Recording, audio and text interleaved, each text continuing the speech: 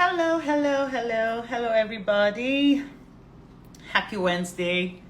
Happy New Year on I Overcame and the Pathfinder TV. How are we all doing? It's so nice to be here again. Hope we are well. I'm just gonna get right to it, and it's a song that ministers to me so strongly, and it just talks about how God is unveiling eyes, aligning hearts, how his spirit is moving over, breaking traditions and religion, and bringing healing to our hearts and unveiling himself to us. And it ministers so powerfully to me. And that's what I believe that this evening is going to be about. It's going to be a time to heal, a time to refresh, especially for people who have had to deal with grief. And so please, I say again, if you believe that this is going to be good, if you have been following, you would see that I'd mentioned that we'll be having this today. So if you know that this is going to be good for anybody around you who has dealt with the loss of a child or has dealt with some form of loss, please invite them to the room, all right? Invite them to the room. Thank you so much. Hello. Hey, hello. Good to have you here. Yes, So this is yes. Mson MacIkpah. And hi, Toyin. And she's our guest on I Overcame. She's the first guest for the year. So thank you so much for doing this. Mson is, aside what she does, which I would share, she's someone who is dear to heart for me. I met Mson in, hey, what was the year? Somewhere around 2018, Yes, was it? yes. And you looked so beautiful and so elegant, and you just seemed very sweet spirited. Oh But my God. and you were just so good looking, and you were very warm. And we did the intros and everything. I didn't think you had kids, by the way. I didn't think you were married. I didn't just have kids; you had grown-up kids Yeah, compared to mine, yeah, and it's just been really beautiful from there on. So yes, Unsan is I could say, fashion designer. She's she's yes. she's into fashion, but also what she does is she's pretty much like me. I don't know if she'll call herself a life coach, but she is a life coach. And recently, she started speaking strongly about her trauma healing movement. And she's going to be sharing about that at the end of this. It's and I'm going to ask this question later. I don't think you would answer it now, but my question is around the way this trauma healing thing, you kicked it off. It was almost like it was there in the it was a seed in the womb of your heart, if you get what I mean, because I it just yes. came Well, alive. I don't want to answer that right now. No, Wait a no, bit. no. Save it. And if I hope I get to remember, I'll put it down so I remember to ask it later. But Okay. that's what Nson does now, and she's a healer. Or maybe to just put it that way, she's a healer, and I'm so blessed to have her on the live today on I Overcame. And so let's just jump at it. So a quick introduction, just something about you and what life has been, a bit into motherhood, and let's just kick it off from there. Oh, okay. Your journey. So, Mhm. like she has said, my name is Mson, and one of the things I'm most passionate about in life is parenting, and I think that is because I got the opportunity to be parented by two sets of parents. So my biological parents and my foster parents, and like my father was a nurturer, and then my foster father was in the military, so he was more stern, he was a Wow. leader. And so Thank you, I got those two Selma. Hmm. things on Hmm. parenting, and it's a very young age made me understand that we can parent in different ways.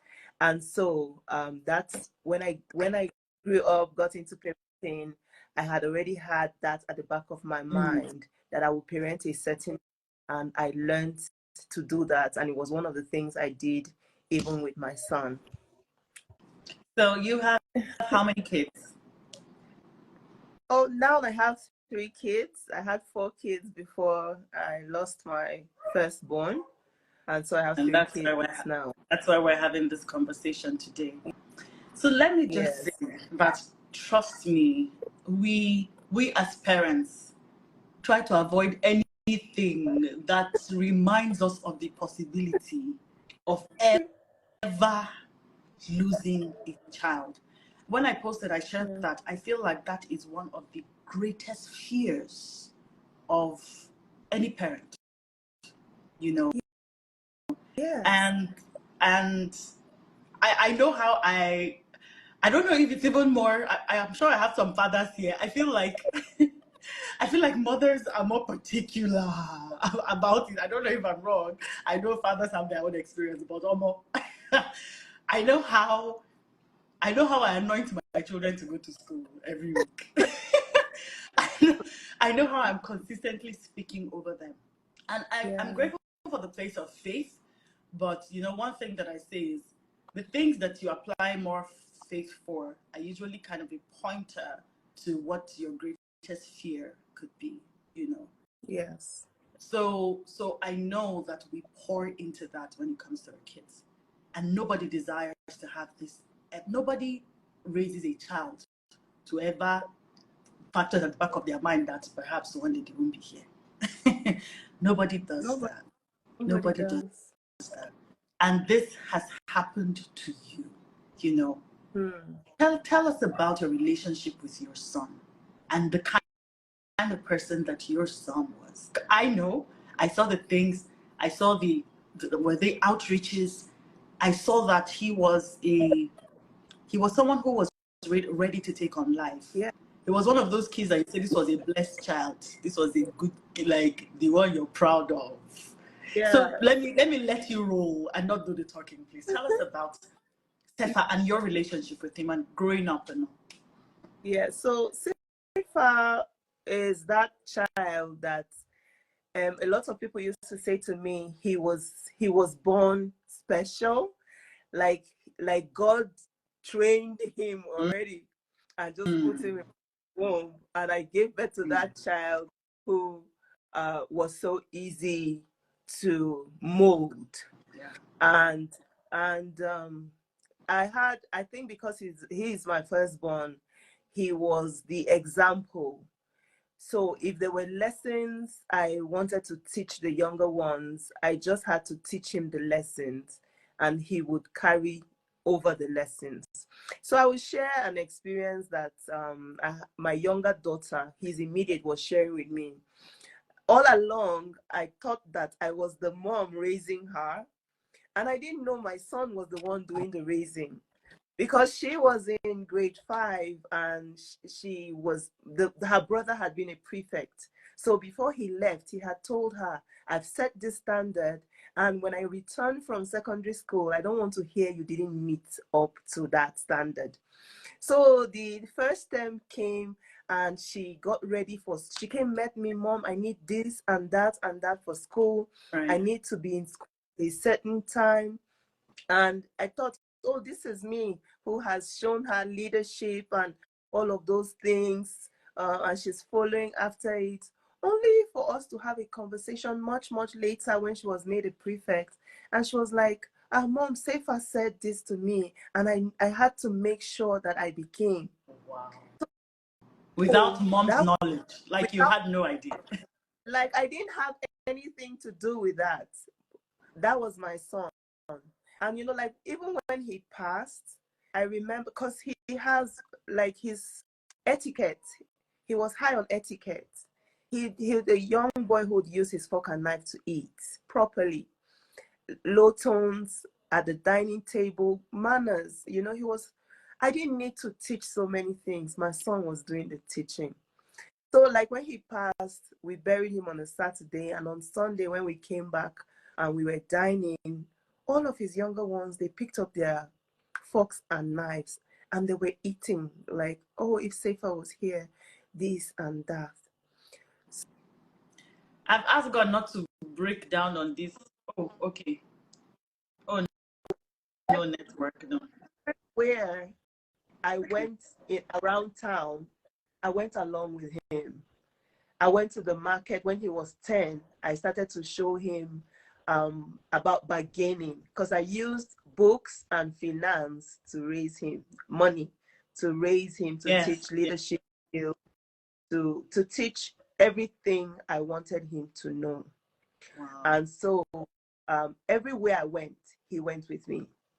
At a point in my life, like when he passed, I asked God, I was like, God, is it that I made him too much of a version of me that it looked no one of us needed to go?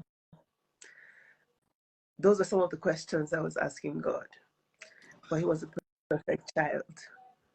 He was perfect. I'm sorry. I'm grateful for your strength, son, because this just happened 3 months ago. I have prayed, you see, and it's happening. I know. I had prayed that I won't get emotional and I didn't on this because let me be honest with you. And I know that this should have a flow, but I like to just go with, let me just go with how it goes, right? Yeah. In October, I had lost someone, Greatness. Yeah. Greatness was on my show in April. She was on I Overcame. She was my guest in April. Okay. We attend Ignite together. And one day I'm sitting down and I just see on Ignite, because I'm a worker, that, you know, in her honor, a meeting had been cancelled. I'm like, why? Why would anything be cancelled? We were supposed to go do a studio recording. When I came back, well, I had come back from Yola at the time because I traveled. And so it took me by, and I don't know if you heard her story, it trended. She was the one who was thrown out of a moving car by the one chance, and then the hospital refused to accept her. And she passed and all that. And then it was a huge trend. So I was broken by that. Now, before then, I'm a questioner. You know, of course, my story that 2 years ago, I had postpartum depression and anxiety. And part of why that happened was because I am one to question. I have a walk with God, but I am a seeker. I ask. I don't know. I don't have the capacity to just follow. And I'm like, God, one day I told God, I'm like, please, I don't want to keep asking. Let me just follow. Why? But some of us are wired to be seekers. Yeah. Because that's how we get answers. And so Greatness had passed, and I was dealing with the questioning of that. And then you made a post to say exhausted on Facebook. No. Was it exhausted, or you said something in that light? And then you said, today's one of those days when I'm kneeling with my husband and my son, and I'm hugging him, and we've been hugging and we're praying, you know, and you shared about, you know, everything, should you have exposed, blah, blah, blah, just when you sent him off into adulthood. Yeah. And we all read that, and then you said, this is where I say the regular, pray for me. Yeah. It was clear you had prayed all the prayer you could. I remember that you even stated in that post to say that I'm almost taking the David disposition to say, should I let go? Should I? But you advised yourself against that. So you're just saying, pray for me. And I remember I think all I could say there was just peace, peace, peace, peace. Yeah. And a lot of people said the prayer. And then this was like, was it a week later or 2 weeks later? A week. Sheila made the post and says, it broke me. Let me be honest. You see the day I called you to say thank you, you don't know what you did for me. Oh, really? I'm crying. We shall just both cry here together today. The way that, because, like I said, because I'm a seeker, and because I'm a questioner, somehow I'm also an advocate. And I remember that before I experienced what I did, I used to tell God, why will this happen to a believer? Why should a believer lose a child? These were my questions before 2 years ago. Why should a believer be stranded? Why should they? I had those questions, the same questions that you would have people not be resentful towards God for. Forgive us. Today is emotion. Is an emotion. Oh God, it's an emotion. Please do well to share this. I'm so in my feelings. God help me. I need a hanky. I'm so in my feelings, so please share this with someone, because I believe that in places like this, there's a lot of healing. I believe that there'll be a lot of questions that will be answered for the most. All of us, this is going to be healing for us. And trust me, it's going to touch on areas in your life. Oh, thank you, Thelma. It's going to touch on areas in your life that probably don't even have to do with you losing anyone. And that's why I overcame, because I believe that we have questions. I have a question, like I said.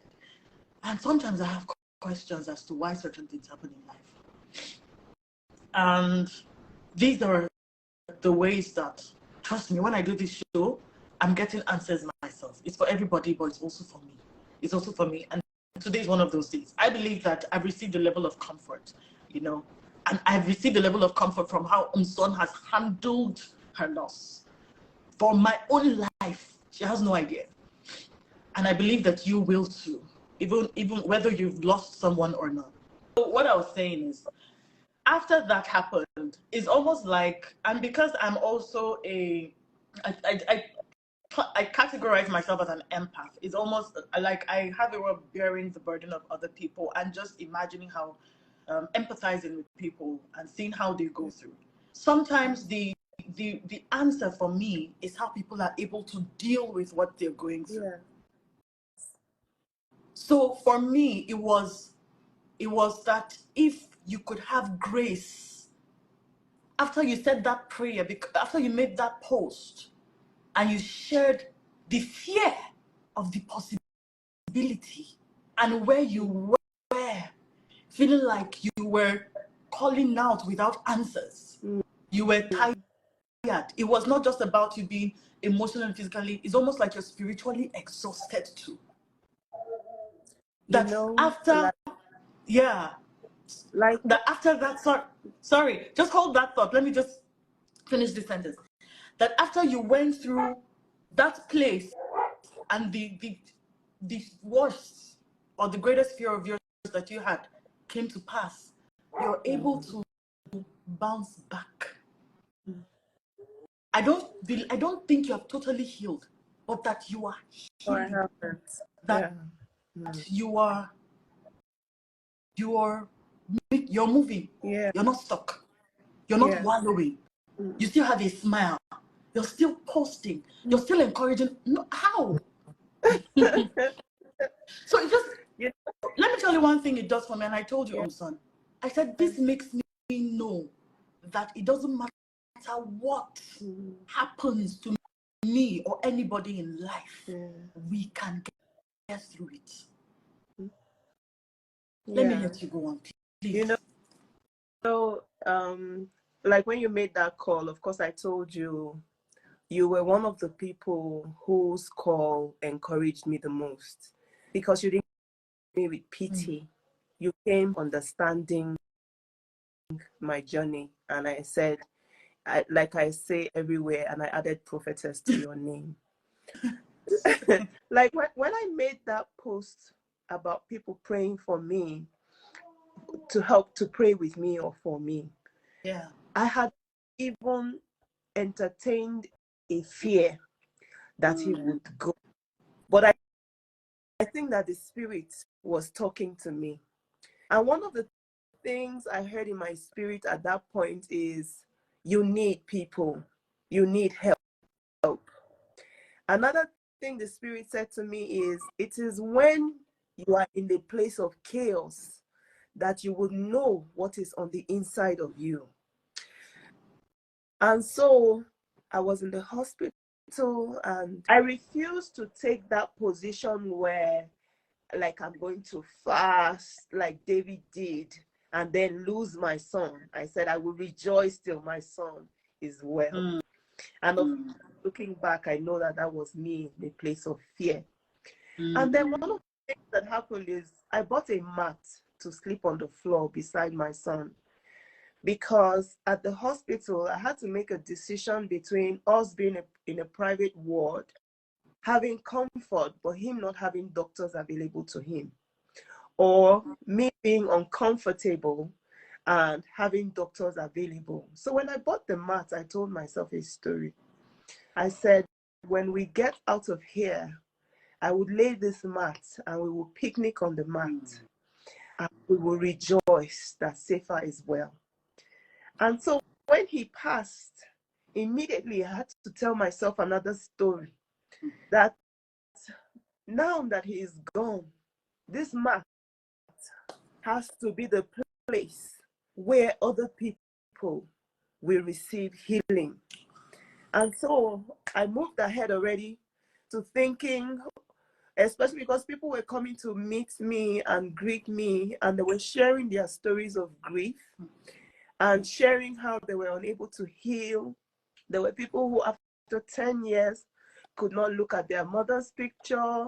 So many other stories. Somebody who was in the psychiatric home because they were grieving.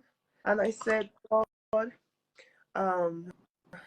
Sefa is gone, but Sefa will be remembered for a lifetime, because you will use me to heal other people who are going through grief and don't know how to grieve in ways that can bring them healing.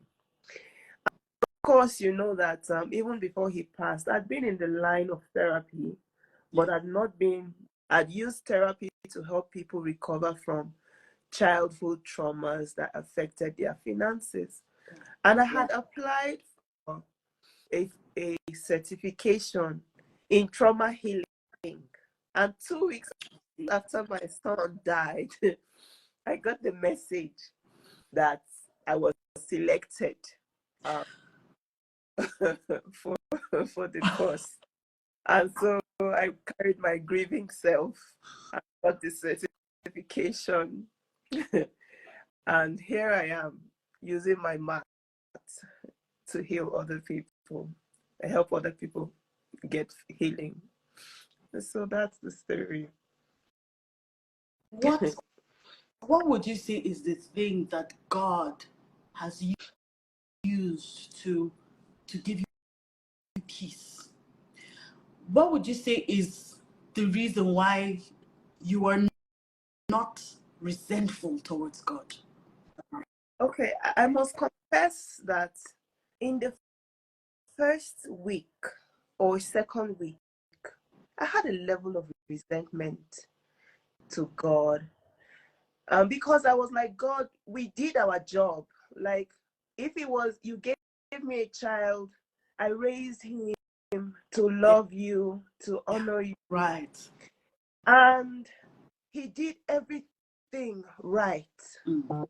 And so, why would you reward him with death?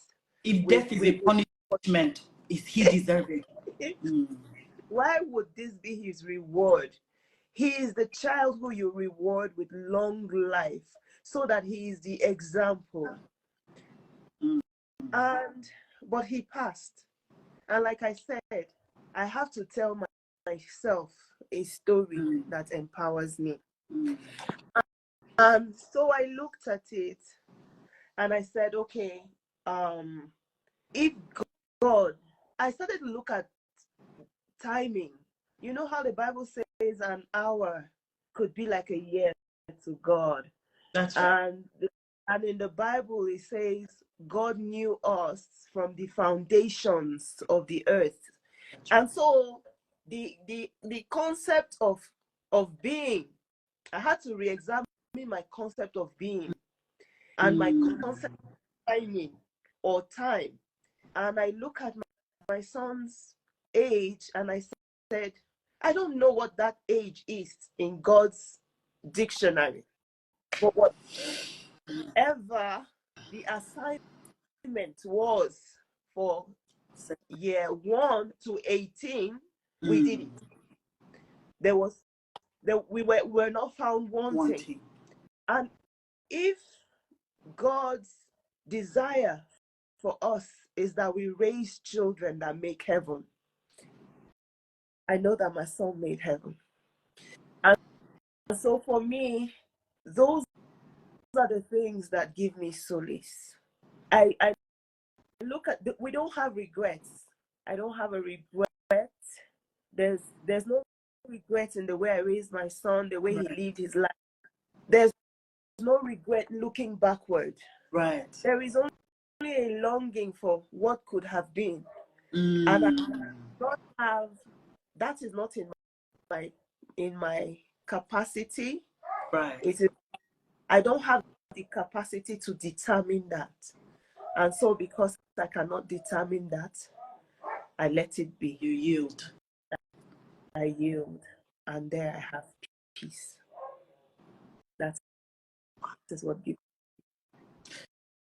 So one thing, and let me just share something that aligns with one thing I've realized that dark seasons do for us is they make us sit and look at what has always been a certain line of belief. Yes. For us. When I had postpartum anxiety and depression with Jariah, it didn't start in June when I had her. It was actually something that happened in April that led on to that. And I had been believing God for what I believed was His will. In fact, during times when I was a little doubtful, people will come with word of knowledge. Literally, I'm watching something, somebody is saying it. I'm watching this, somebody is saying it. What was it? During NSAS 2020, before then, we had talks around me. This is the first time I think I'm openly sharing the purpose, or the reason why that happened. We had been planning to relocate. Yeah.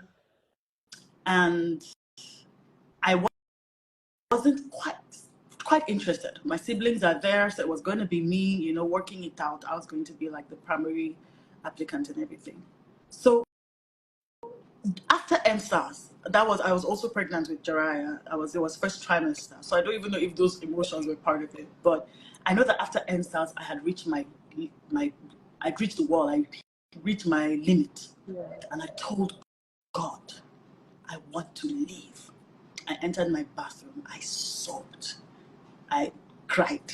I said, God, I am ready. This thing, I am ready. Because before then, I would say, Father, I don't just think in yet. When you're ready, let's work it out. Hobby was, like, let's do this. I'm like, okay. I was ready. And over time, I've realized that every time anything sinks into my heart, like I am ready and I'm passionate about it, it plays out. It happens. It's almost, when the Bible says God works in able to will and to do of His good pleasure. So it was something that had kind of been a pattern for me to know that the fact that it has reached my heart, this would happen. And it was the only prayer I had from ending. MSAS happened in October. From ending of October until April, I had only 2 prayer requests. And I'm saying that I will pray in the spirit to the point where I said, God, what is this about? It looks like it's not about me anymore. It wasn't just a desire. It seemed like there was more because I felt led to pour my heart into this thing. And I'm standing and someone is telling me, there was one time I was at church and it seemed like God was saying, yo, prepare yourself. Okay. You're going. So I was ready. I didn't shop for Jariah's pregnancy until 38 weeks. Sorry, I'm taking a bit of time too, but I just I'm putting flesh to this.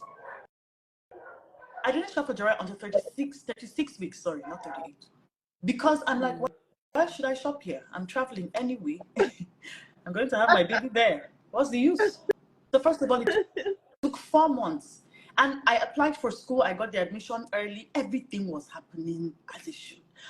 Put in my application for the visa. Following day, they asked me to go do my biometrics. Everything was on point. it took 4 months, first of all, for the embassy to respond. So I was already getting anxious. I was getting to a place. And I started praying because 36 weeks was approaching. And I'm like, God, when I get to 36 weeks, I can't fly. How far? And it felt silent. I wasn't hearing. There was nothing. Then on April 27th, I'll never forget, finally the embassy responds. Long story short, we were denied visas. I broke. It was all, when people are going through it was during that period I realized you cannot weigh someone's pain. You can't say, it's not, did you lose somebody? Why are you? It felt like I lost someone. Yes. I broke. I cried for nights. My kids moved on because they were also looking forward to it. And I said, God, so how am I supposed to hear you and trust you? But the other things, I thought you and I were on this together. I mean, even when I was like, I beg, let me rest, you were literally telling me, let's keep going.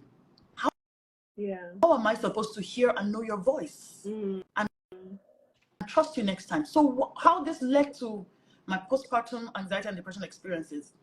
When I had Jeriah, my blood pressure shot up. My mom passed from high blood, she just slumped and died, but she had lived on high blood pressure meds, so something cardiac related. And that had always been a prayer request for me. And like I said, that was my realization that fear and faith have a form of relationship. So when you're faithing about something, there is a pointer to the fact that is a point of fear for you. Yes. So it had always been a prayer that I will not be like my mother, I will not die like my mother, I will not live on high blood medication like my mom. All my life I saw her take that. And then one day she's dancing and she slumps. So I get to that point. So I'm betrayed, first of all, because this is betrayal as far as I'm concerned. I'm betrayed, first of all, by God in April about this visa thing. Then the ending, 38 weeks comes and I'm like, God, I want to have this baby. It was almost like there was a part of my mind that was saying, let me see what you do this time and if you will answer. I said, can I have this baby after 38 weeks? Because she was heavy. I'm like, she's full-time, I'm ready. Jeriah stayed the longest. She stayed till 40, almost 41 weeks. Out of all my kids, she stayed over her due date. And that was the one that at a period where my faith had been muffled. Then that happens. And then I have high blood. I have postpartum hypertension. So I couldn't believe God. I couldn't trust. I guess. I couldn't trust. And I'm linking it up with, what you had to deal with. And so when there was that, my anxiety just spiraled. I was sick. There were just too many things going wrong at the same time. But one thing that God taught me in that period, and one thing that I knew God was telling me then, was ambassador. This is part of the process. Even in the midst of my being heartbroken, I heard God say, it's part of the process. I don't know, why should it be though? But God. But it's part of the process. And one thing that I took away from that is God does not wear a wristwatch. When I tell you something will happen in your lifetime, it will happen. I like the way you put it. I like the way you put it. God doesn't wear a wristwatch. Yes. My pastor put it that way many years ago. It never made sense until then. God doesn't live in time. When I say it will happen in your lifetime, it will happen. Don't time it. Because me and you, our timing is not the same. And so this is so what I'm taking off what she said and why I'm relating it to this is because when you're open, most times we're unable to hear and move on because we have decided to stay in the pain and stay there and shut off and remain resentful. But I've realized that once you humbly desire to open up and say, God, truly, why? Heal me, guide me. I want to know. Genuinely, we begin to see the I think that sometimes many people may be unable to heal or have a relationship with God again or really trust God again if they don't go through a process of healing. One of the things that happened for me is I think because I had already built mental resilience because of the kind of training I have. And then when my son died, the particular certification I went for was also a grief trauma healing Yes. certificate. And so I learned how to grieve in Right. ways that can bring me Yeah. healing, because I was angry Of at God. And then course. another thing is, because I also had a very good relationship with my earthly fathers, I also know that God is not a wicked God. But there are people who don't have that kind of relationship with earthly fathers. So it's easy to transfer that kind of, oh, my father was wicked, God is wicked, why should I serve him? And I said to many people that if not because of the level of is it my relationship with Yeah. God or how I know God, this thing that happened, Hmm. So honestly, is enough for me to is say, enough. God, I I'm done. load. I have left I'm church.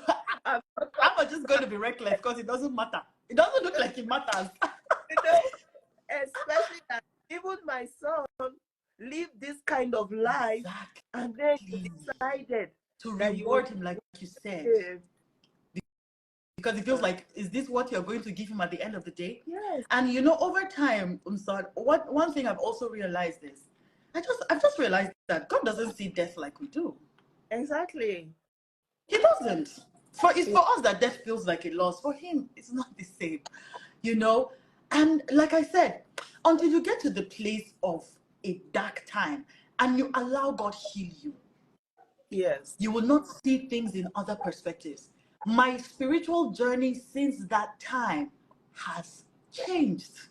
I am not, uh, I feel like this phase of my life would be offensive to religious people.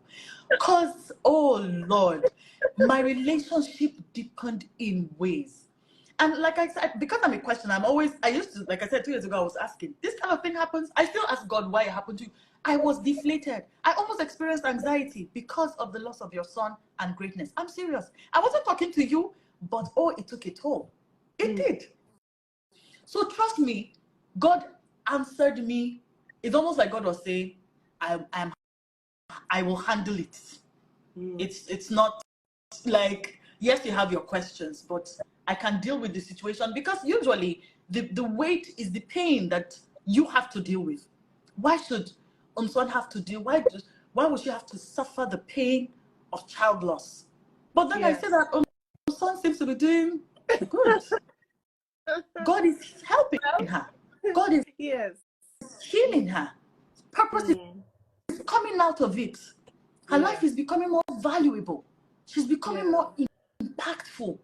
Uh, and even though we don't totally have all the answers, and we never will, I mean, I know that I'm just open to the fact that there would always be different points in our lives where we would still have questions. Yeah. It's life. It's precept upon precept. We can never have, that is the reason why we need God. We can never have the full picture. And I also understand that sometimes all God will give you is an answer of peace. It's just peace. He might not even say certain things. Yeah. You just know that somehow I just have peace in the midst of this. Yeah. And that is what we need. That's what we want. Yeah, exactly. That's what we want. Like sometimes I even ask myself, like I've had to ask myself, are you really healing? Are you playing superhero? Yeah. Neglecting your own pain and moving on to people. And because I ask myself many questions so that I can get answers, I can give myself the answers that will support me to heal also. And especially Right. because I have all of these tools available for me, and I know when to use it, how I'm Yes. using it, and how it's helping me. And Yes. sometimes when I make a post, one of the things, like I think that God also had already planned to help me Of go through this course. challenge. That's But God. I think it's the support. Yeah. in as much as I'm sometimes in the public space on social media, I'm quite a private Yeah. person. And one of the things I don't really share is my struggles. And for the first time when my son was unwell, that was when I shared my struggle. Yes. because God had Was the first time I saw that. me, you will need people. Mm. And Ambassador, I will tell you the truth. That I am strong is not just because I have all of these tools. It's because I have somebody like you who would place a call to me and encourage me at a time when maybe at the lowest. I've had people who maybe haven't seen or heard from me for 20 years. Maybe we've schooled in secondary school and thereabouts will call me and wail from the bottom of their hearts and wail. And in many ways, because these people were grieving with me, I feel like it reduced the weight of my grief and I was able to stand. So people have been my strength at this time when I did not necessarily, I don't know, I've not known how God planned, but To He put help you. people in And he's that. helping you one day at a time. Yeah. And one thing that you're doing that I also love, Mson, is that you make it clear that it's a process. Because I remember that like a week or two ago, you made a post that was a grieving post. Yes. So you have shared how you're getting out, you've done your trauma course, you shared that, how you're kind of moving on. And then somewhere in the midst of that, you also share like, oh my God, this is one of those, this dear God, I wish that. I can't remember the exact post, but it was the post about about the fact that it is topsy-turvy. It's like a graph. There will be times when you will still feel the lows, and there will be times when you feel like you're right up there. Hey, when I actually shared that post, I was feeling very, very low. And in one of the tools that even God has made available for us in times of grief is lamentations. If you look at the story of Wow. David, all of those laments, Yes. it was him in the place where he could not help himself, in the place where he was confused and asking God questions and he was lamenting. So as every time when I feel bitter, sad, down, I write a lament and I'm lamenting to God. And this is a tool for healing. And when I lament, I feel a lot better and I'm able to move on. So all these people that say do not question God, do not, it means that they trap you in yourself. It means that they kind of stall your healing process. Yes. Because what they're saying is you should not lament. Don't express what you feel so you don't offend God and He will strike you dead, because that's what we think God is. So oh wow. When I put out that lament, somebody called me. I think that was at the beginning of this year. I can't remember, much more in the beginning of the year. And a lady called me and she was like, "This is the new year. Forget about the past." Wow. Oh, she went ahead about how she doesn't have she hasn't lost a child, but she's the one who told me the story of the lady who lost had 2 kids and husband and is in the psychiatry. Encouraging me from her perspective. From her perspective. Not to lament, not just forget about it, which is not possible. And because people don't grieve is why they end up in the psychiatric homes. Because they're not grieving. They don't have emotions. Yes. Because healing takes place at the place of emotions. Yes. Is when you allow yourself to feel those feelings that you can process them and then healing can start. So when I write, it's me writing a lament and I'm talking to God and I'm letting Him know how I feel, and I'm doing it publicly because like I said, one of the first things that dropped in my heart when my son was sick is God said to me, kind of like show up, show up. And then he said to me, it's now that you will know what is on the inside of you. And so I'm sharing everything that's on the inside of me. I didn't even know, like when you called me and say, oh, I didn't know. I was just doing me. I just Exactly. get up and I just do me, how I'm feeling. I don't care really, because other people are offended We'll talk about it. about that, by the way. I'm looking at our time, but because you grieve differently. Your grieving is not regular.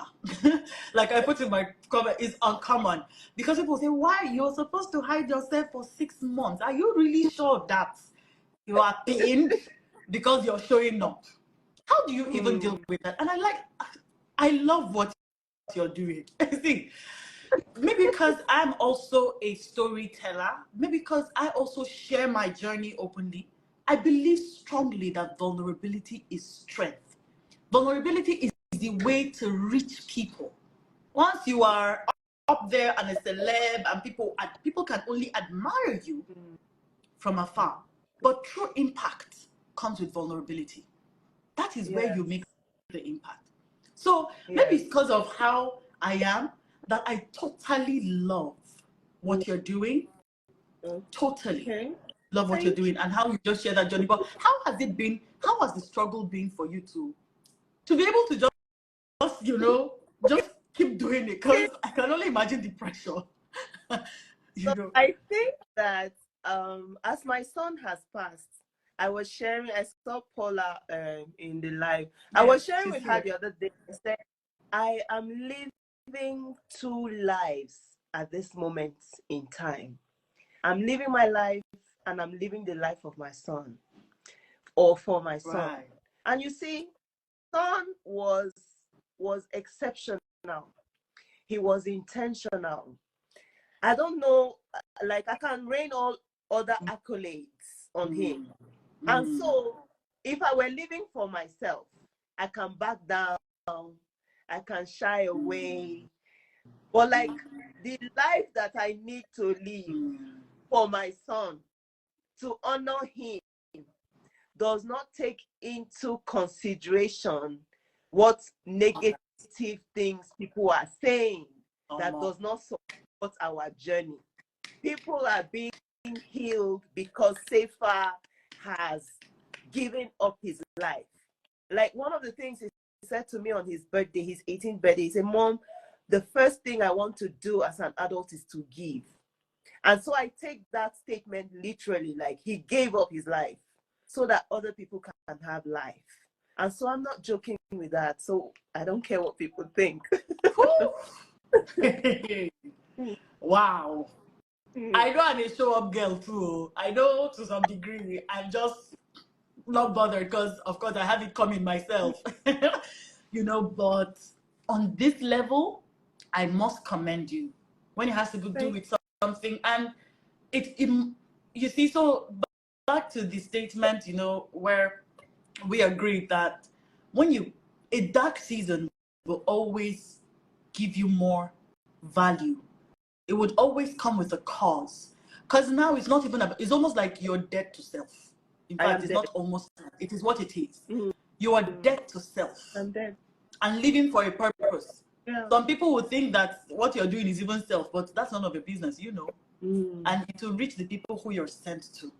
Yes. What I experienced 2 years ago with that postpartum, that season of my life, it was for a month. It's how I relocated to Abuja, by the way, because I needed to change environment because of I would look myself in the mirror and be crying. Life was tasteless. Me, full of life in varsity, teaching other people how to live life. I was at the place where it was almost like I wanted to learn what is purpose. When people are excited, I'm like, life was flat, Mson, flat. One day I told God, if this is how it's going to continue to be, death would be better. Literally. I said that. I wasn't going to take my life, but I would rather be dead than be where I was. Because life was flat. And now, that season is how the Pathfinder has been birthed. That season is why you and I are having this conversation today. Wow. That season is what has somehow led to the I Overcame and the Pathfinder TV. Wow. Or me as the Pathfinder. I'd always been a counselor. I'd always been passionate about helping people, but it was never anything that had come together to be a brand. But that dark season is what has added value to my life and made me more valuable. That people say, oh, you should write a book. Before then, I was just a media girl. All of a sudden, even for you now, people say, oh, you need to write a book about. All of a sudden, your life has more to offer to the world. My dear, like, there's so much, like, grieving. One of the things I discovered on this journey during my darkness is how even young people are neglected, like his siblings. There are people who will come and say, oh, you have to take care of your mother now that he's gone. Meanwhile, these young kids too are grieving. Yeah. Like my one. Yes. The way he holds onto my hand, like if I want to go out, he's like, mommy, don't go, mommy, don't stay long. He's cried sometimes in bed with me. He'll say, mommy, I don't want you to die and leave me. That's him traumatized by the loss of his brother. And so having this experience has exposed me to how young people deal with grief and how nobody even supports them when they are grieving. And because of this, I even did a workbook. Like, you see how I share my why with you, this journey I'm on, and how I cannot not wake up and be empowered to impact. Because there is a driving force, like there's a trailer pulling my bicycle or pulling my tuke, whatever it is I'm riding on. There's a trailer that is pulling it because of this experience. And I developed a workbook that has like, you're going through this experience, what do you want to take out of it?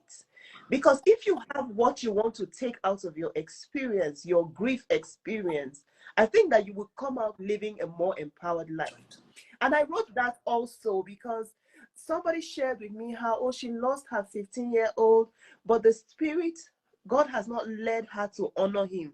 Basity, let me tell you some of the things I'll be doing in my son's name. I've already registered an initiative. Right. Safer Teso initiative. In his village, I'm going to set up a library. Safer Teso MacIkpah library. There are so many things that would happen because my son came and he left. So I don't see how somebody will be waiting for God to reveal to them what to do to honor their loved one that has passed. And I also lost a cousin who was like a year younger than me. And this is like almost 20 years. And I know that we only remember him in our memories, only when those who still remember his birthday. And I'm like, God forbid that should be me or my son's experience. I'm going to allow it. Safer leave. Safer leave. He leaves. And that's what's pushing. Are you seeing how Safer is not dead, actually? Because, you know, these things make us redefine stuff, just like you're saying, redefining time, redefining. Are you saying how this has made your son leave his name in the sands of time through you? Yeah. It was pain, but look what it has birthed. Because you will be gone and library will still be there in Safer's name. Yes. And every other thing you build. So he's here. Yes. Posterity will remember him forever. It's deep. For as long as the earth remains, his name will be remembered. His name will be called. Like this, moving forward, there's no program, no heal program I will be doing that his image is not behind me. Because, like, Safer cannot be forgotten. In his 18 years, like, I had his mates write me letters. One wrote me a letter and say, I want to thank you on behalf of Safer that you raised such an exceptional child. You raised somebody who was a lover of books. Like, sorry, someone said something I think I should read. House of is it Thalia? She says, I guess one of the best things that happened to Sefa was being your son. It's important to pause on that. And thank you for not just being a good mom, but for allowing yourself be yielded to God, son. Because that's all I can say. If you are not healing properly, these things will not come to pass. Yeah. If you're not allowing yourself, and it takes humility to heal properly. like It takes like letting one of the go. mhm. Go ahead, go ahead. Like one of the things, uh, like when my son passed on the Sunday, we buried him on a Saturday, and on Sunday we were at a hotel back in Benue, and because I teach my kids how to swim, and my last one wanted to swim, and I went out and I got swimsuits for all of us A day who were there. after. Yes, the very day after. So we stayed there for 3 days, and on every day we went out to swim because God. Okay. yeah, because another thing that happened, like when my son died, I was at the ICU with him, and they called me in and told me he was gone. Because I had stayed for a week in the hospital with him, my two youngest kids were at home, kind of alone. Because if I come home, I would, because my son, one of the things he said to me is, Mommy, don't leave me here alone. You said we will fight this together. So I will leave Jude, drive, I will tell them, put on the water heater, I'm coming. I will drive straight to the bathroom, have my shower, and turn back and go back to the hospital. So when his spirit left his body, I waited for his father to come. And as his father came, I told him, I want to drive myself home to my younger kids because the work I was doing with Sefa is over and I have his younger ones to work with. And I came home and everybody was thinking I was hysterical. I was something. Exactly. But I was in my right mind. Yes, I was numb. I was in shock.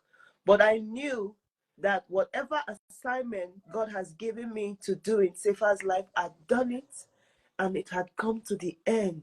And the ones who were left with me, I had to come back home and continue the assignment with them. So me burying his body, I wrote, I said his body is a seed, a good that I went and I planted, and I know that is germinating. So I have these younger ones who I must prune, who I must work with.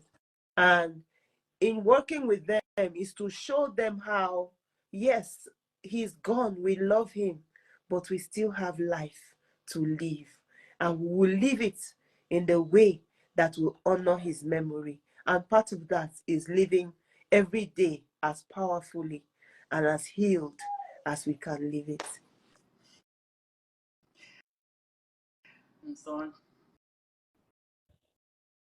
thank you. Thank you so much. Thank you. Bro, thank you. Thank you. Ooh, thank you. Wow.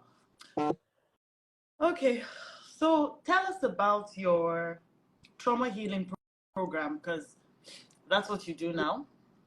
Yes. So, like the trauma healing program I have rolled out, I started one in December, did one in Abuja. I'll be having another one in Jos. It's a Bible-based healing program. So there's a lot of scripture that is intertwined in the healing lessons that we take, and then it's a group healing program and everybody gets to share. So it's a safe space where healing takes place, but it's Bible based. And for me personally, that was one of the things that helped me to restart my relationship with God, because I got to see him in another way, experiencing trauma healing and looking at it from the Bible perspective. So that's the program that is rolling. It has been free, all of these editions. Yeah. When I do the last one this month, I'm doing it for a church. It's a church equipping program I'm running. because I'm equipping them, because even when people lose loved ones, it's your church members that come to sympathize with you, encourage you, and sometimes they come with a bag of wise words. They come with a bag of scripture, and that's not what you need at that time. And so I'm equipping them to know how to help people grieve in ways that can bring healing to them. How was your last episode? I know it was your maiden, right? And it wasn't the maiden. Maiden was in December. Okay, so the maiden. So you've done 2 already. Oh yes. Wow. How has it been? It has been great. I would like to share this experience, like what, and this is something that God did, maybe to show me that I'm here with you. This is the route I want you to take. I on the second day of the Heal program, a lady was equipped, because we took suicide in that class.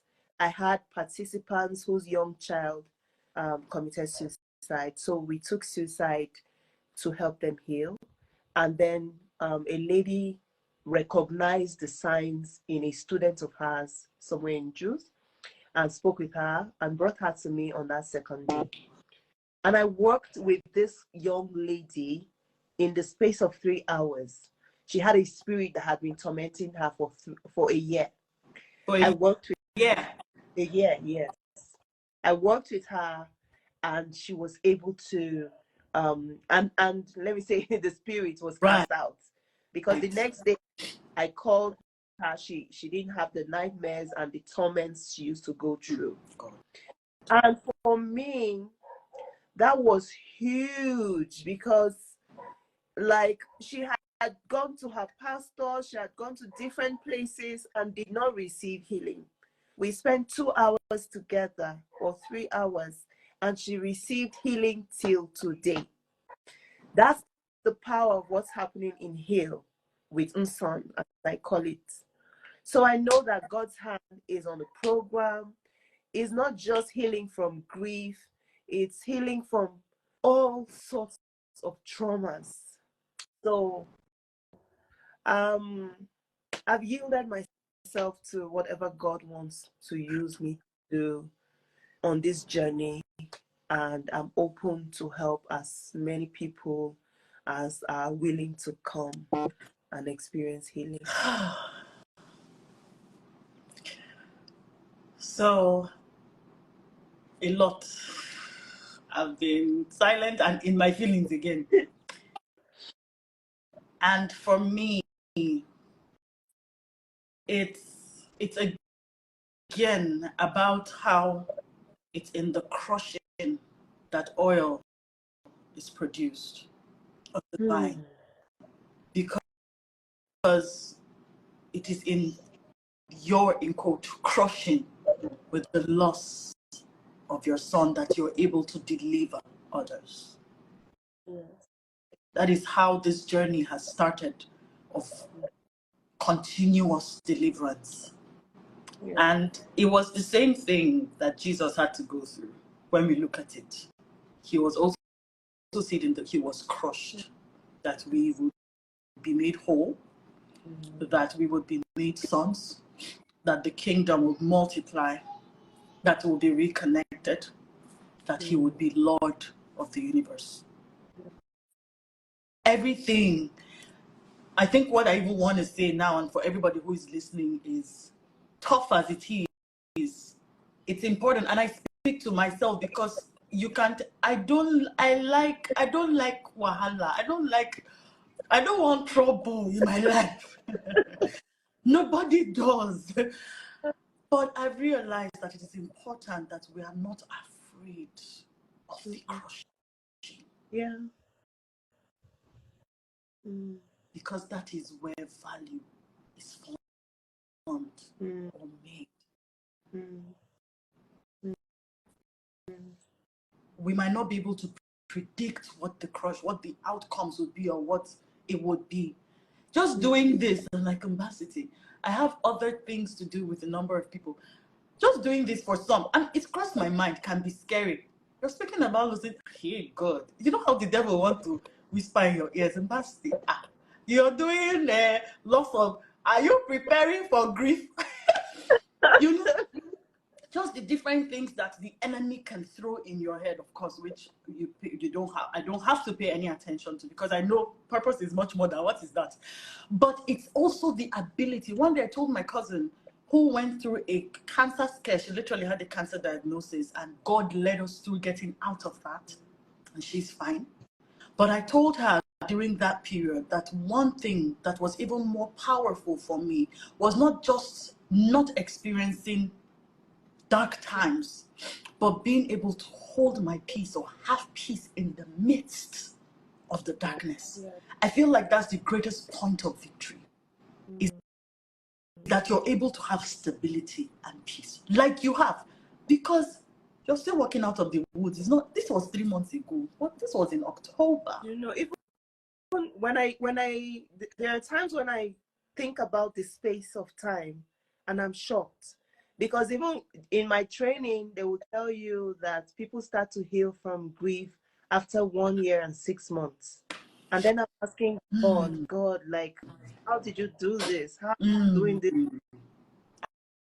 And And it's then just, this is just 3 months. So it's not like if we go by time and what it should be like, it's still a process for you. I'm sure you're not sure how you would wake up tomorrow or how you will deal with it. It's still one day at a time. You're still working out of, in quote, the darkness, you know, but you still have a sense of knowing you're not alone. You're still saying, God told me, I know God's hand is, God said, there's still a link with you and God. You can still, He's in this. yes. You can wish differently that, oh, you wish He was here. But honestly, now it looks like we still have, legacy is still not lost. The things that you would have said, if Sefa was here, he would have done this, built this. You are doing, like you said, you're living for 2 now. He is still doing it. He's still living his name. Sefa is not lost. If anything, he's not. he's living even more. He's living. So it takes away. Yeah, go ahead. Oh, I just wanted to say, I don't know if he's living more, because, like, as a mom, I wish he was here, of course, so that I would see the strides he would take. True. But I know that I have him under my wings, helping me fly, because honestly, I know I'm kind of laid back. I like peace. I don't like wahala. Coming out like this, I don't even know how. I don't even think about what people say or what people are thinking. But I'm like, like this. You're being pulled. Yeah, I'm being pulled. So yeah, he would have lived. I'm living his life for him. That's it. And a good way to say it, even though, we have, the Bible will say a man plans his ways, but God has the answer of the tongue. So, of course, a good way to put it, and I think for me, it's also about just being able to rest in God truly, especially for us who are believers, to totally rest in Him. Yeah. And it's the reason why I'm saying a number of these things about the dark seasons, because you can't really escape them. It's something I realized with my process, that it will come for everyone. The difference between us and anybody else who doesn't have a connection with God is how they will deal with their season. Is that hope deferred will make the heart sick and a lot of things. Because we have a connection to the divine, we know that we can get out of it. Yes. And of course, with the desire that He would have done things Himself without you having to do it. But then, as it is now, this is what we have. I would say that's what you have, that's what we have. And even though we totally believe that God's plan should be another way, but we can also confidently just say this is how God is playing it out. And this is His order. If He still wanted Sefa here, except if He told you something else. But I believe that if God wanted Sefa here, He'll still be here. Sometimes death gives life more value. I don't know why, but it's just the way it is. I wish it was different, but death gives life more value. I have wished it was different. And like a conversation I had with one of my friends, where we were like, God, did this have to happen for whatever purpose that is to come? to come out? Is there no other way that you could have done? So now that it is this way, whatever the purpose is, we have thrown ourselves, we have flung ourselves into this. Is the only way we know now. you You can't be thinking of something else. And we embraced it. And I think that's also what is very important, is that we embrace our journeys, embrace our process. Thank you so much, Mson, for doing this. It's past 9 p.m. Thank you. I'm going to brood on this. My emotions are in my eyes. Trust me, I can finish this live and sit down here and have a good cry. All the ones I've been holding back. And I believe that God will continue. Your steps are ordered. God is with you. He is your answer of peace. I am so grateful for you. I remember when I spoke to you that day, I said, I'm sorry, it's not on my lips to tell you condolences. At the end, I said, let me just do the formality. Let me just say it because, that's what I was supposed to, but I do not feel like I didn't feel like that was what I was meant to say. And it's the same thing for me today. And I'll just say, I'm grateful for you. I'm grateful for the strength. I'm grateful for this life that you live. And as you yield, because that's what you're doing, for your shame, God will do double. I don't know how he will do it. He will do it. It will come ahead. This is still the process as I am concerned. But the day will come, the season will come, the time will come when you will come into it and you look back and you'll be like, okay, and now I see why. Now I see why. That day will come because God is God. And I feel like God, like his word says, he honors his word. Is it his word more than his name? He has something to protect. I don't think he would, if you, to those who are faithful, he shows himself faithful. If you give it to him, he would want to prove himself, to show you that I can be trusted. You are mine, I love you. It wasn't for evil, it was for good. He would honor his word and his name. And I know that the day will come. I don't know how many years it will take. I don't know in what process of life, but I know in your lifetime, the day will come. Amen, prophetess. Here you come. The day will come. The day will come. And I ask for grace and strength. And may God just fill you with his joy and his peace. May you wake up with his goodness every single day and his reassurances, his reassurance every day in Jesus' name. Thank you so much for doing this. God bless you. Everybody, I don't know if anybody, I saw some questions earlier. I think we tried to take them as we went. If you have any questions, this is a good time in like a minute. If we see any, then Mson will be able to answer them. But if you need any form of grief therapy or healing, it's called Heal, please meet Mson. Meet her. Clearly. Even me says, it looks like there are certain questions in life now. I'll be coming with you. I'm going to Mson, how far? This. Help me. Honestly, because I'm grateful for your journey and your life. And so everyone, please reach out to Mson wherever it is you need. Is it physical or online? They're asking. So if it's physical, Mson, you have to create something online. No? The Heal with Mson is a physical meeting, but of course, depending on what the challenge or what solutions people are looking for, once we have a 30 minutes free consultation, we can decide if it's something we want to handle online or offline.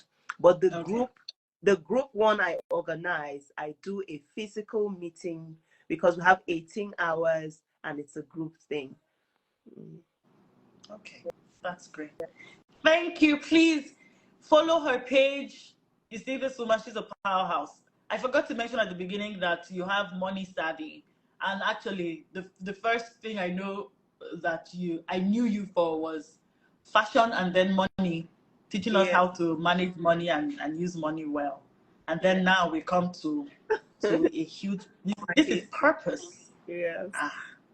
This is deep, which is healing the soul. you know. And so thank you, Mson. Thank you once again. Thank you everybody for being on this live. I will see you, see you around, Mson, because we should do this more, because we might have it a different way, but people need to heal. The soul is bruised, especially people within the church. There's a lot that there's a lot of ways we need to see God for who he truly is. A lot of us feel betrayed by him, but we can't even confront that fact. Hey, exactly. That is Yes. something to discuss. Yes. So there's a lot to touch on. A lot to touch on. And I look forward to having you back. God bless Thank you. Thank you. Love you. Take care. Okay. Bye. Everybody, thank Mson for me, please. Please thank her for me. Can you see my shirt? I hope it's showing. Wow, this was amazing. This was amazing. And I hope it was amazing for you too. I'm going to be leaving it on my page. And please, please, please, if this touched your heart in any way, I beg of you to leave a comment. The reason I'm asking for that is it has a way of making other people want to see what this is about. And it will bring healing to them. If you know, this would be a healing balm to people who are dealing. It might not even be like the loss of a child or a loved one. It might just be a really tough season in life. Please get them to watch this. Please, if you believe that it would make a difference in your life and bring a form of healing and counsel for them. Thank you so much for being here. We had a good start for the year. I will see you next month, of course, on another episode of I Overcame Online. But you know, I have a YouTube channel with all the other episodes that I have done on, like with Greatness, the late, who cancelled her wedding 7 days before the wedding. Yes, with Stella Damascus and her experiences with life, her marriage, healing, lessons, with Daniel Etimefionn and him being rusticated from school, going forth, coming back, and just his own process of how God took him through the journey of his dark season before he came to fame, you know, and a number of other people. Toyin, who was here earlier, I don't know if she's still here, and her experience with being abused by a father, her, pretty much the person she grew up with as her father, you know, and how she's having to help other people deal with the trauma of that. She attempted suicide 4 times and God kept her. So there's a lot on the YouTube channel that you can learn from. How if you're going through a dark season, you can know that it is only but a phase and it will come to pass. And if others have gone through and have survived it, you and I will go through and we will survive it. We will. We'll make it to the end of this road. And with every experience, we get stronger and more valuable. I love you. God bless you. God keep you. And stay in love. Trust God. He has your best interest at heart. See you around. See you on social media. And see you around. All right? Cheers. And goodbye.